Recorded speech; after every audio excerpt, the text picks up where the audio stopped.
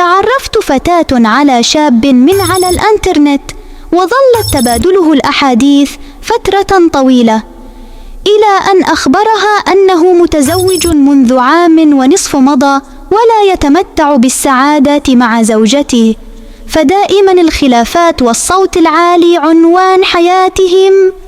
انهارت الفتاة عندما علمت أنه متزوج، ولكن بسبب تعلقها به استمرت في الحديث معه يوم تلو الآخر.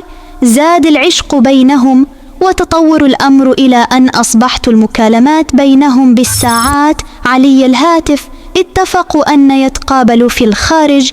رفضت البنت في بداية الأمر، ولكن بعد إلحاح شديد من هذا الشاب وافقت تلك الفتاة، وبالفعل تقابلت معه في أحد الأماكن العامة. انجذب الشاب لجمال تلك الفتاة، وانجذبت لشهامته معها في التعامل ولبشاشة وجهه. الأمر الذي أدي إلي زيادة العلاقة بينهم. بدأ يتقدم عرسان لهذه الفتاة، وكانت ترفضهم بسبب فكره الأحمق الذي سيجلب لها الدمار. بدأت الزوجة تشعر أن زوجها بعد عنها أكثر من اللازم، وبدأت الصراعات تزيد بينهم. فقد وجد هذا الرجل الصدر الحنون، فلم يعد يشتاق إلى وجه زوجته ولا الحديث معها إلا عند رغبته في إرضاء شهواته الجنسية، ويتحدث مع هذه الفتاة لإرضاء شهواته العاطفية، ولم يكن يعلم أنه بهذه العلاقة يدمر زوجه ويخونها ويدمر الفتاة التي أحبها وينهي حياتها، أنه طمع الامتلاك وطمع إرضاء النفس. بدأ والد ووالده الفتاة يصرخون في وجهها كي تقابل العرسان، وتحكم عليهم بعد مقابلتهم، ولكنها كانت ترفض تحت شعار: إن ليس أفكر في الارتباط حاليا إلا بعدما أخلص دراستي. كلمة تلو كلمة، اتصال تلو اتصال، مقابلة تلو مقابلة، إلا أن وصل بفكره أن يحدثها على الإنترنت بواسطة الكاميرا، ويطلب منها أن تريه مفاتنها رغم حبها الكبير له، إلا أنها رفضت. بدأت تزيد شهوته الجنسية أمامها وليست العاطفية فقط.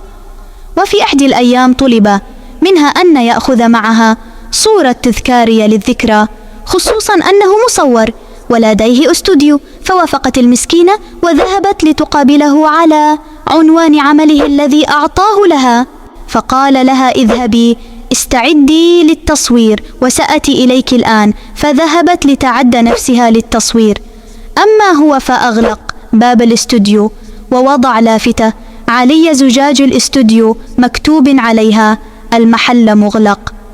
دخل إليها وقال لها وهو يلامسها أخيرا: يا حبيبتي، نحن الآن بمفردنا. فقالت له: كيف؟ أهدأ حتى لا يدخل علينا أحد. فقال: لقد أغلقت باب الاستوديو جيدا، واقترب منها حتى ينال منها كل ما يريده. بدأت الفتاة تبكي بشدة بعد ما حدث بينهم، وارتدت ملابسها. فقال لها: لماذا تبكي؟ يا حبيبتي، لن أتركك، وسنظل معا إلي أن يفرقنا الموت. بدأ يكلمها عبر الإنترنت كالعادة وعلى هاتفها المحمول، ولقد أحب الاثنان بعضهما البعض محبة حقيقية، ولكنها ولدت في ظروف خطأ لن يجب من البداية أن يسمحوا لها أن تولد. مر شهرين وبدأت تشعر بإعراض الحمل، فكلمته وابلغته، فشعر أنها بوادر كإرثه قادمة إليه، ففاق متأخرا وبدأ في الابتعاد. بدأت حالة الفتاة تتدمر حتى حاولت الانتحار أكثر من مرة، ولكنها فشلت إلا أن لاحظت الأسرة تصرفاتها وارهاقها المستمر، فذهبوا معها للطبيب فأخبرهم أنها حامل. مات الأب بحسرته علي ابنته، وفقدت الأم بصرها من شدة البكاء علي ابنتها. وفي صباح يوم جديد أيقظتها أمها قائله لها هيا يا عزيزتي كي تذهبين إلي كليتك. فقامت الفتاة من على فراشها وهي منكسرة، لن تستطيع أن تنظر في عين أمها بعد ما حدث لها. وأثناء خروجها من غرفتها وجدت والدها يرتدي ملابسة للذهاب إلى العمل، فصرخت وقالت: أبي، ألم تمت؟ الأمر الذي أدهش الأب والأم قائلين لها: ما بك يا فتاة؟